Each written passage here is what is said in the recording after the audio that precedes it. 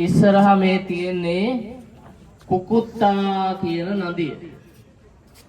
මගේ බුදුරජාණන් වහන්සේ මනුලොවින් අවසාන යමක් වැළඳු අවසාන අවස්ථාව. ඊපස්සේ මොකක්වත් හොන්නන්න බැරුව. ඒ තමයි මේ නදියෙන් තමයි ආනන්ද හාමුදුරුවෝ මට පිපාසයි ආනන්ද පැන් ටිකක් ගෙනල්ලා දෙන්න කිව්වට පස්සේ මේ නදියට තමයි ආවේ. අර අතන තමයි තියෙන්නේ මාතුපුර විහාරය. උන්වහන්සේ අන්තිමට නතර වෙලා හිටපු තැන.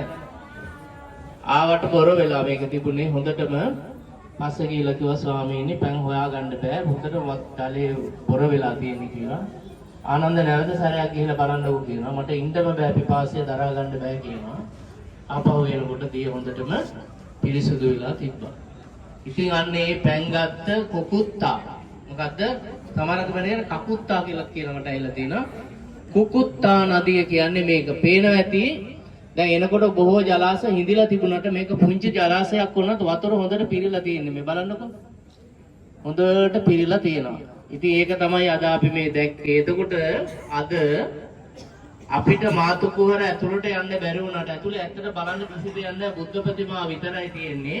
විහාරේ දැක්කා ඒකත් දැක්කා.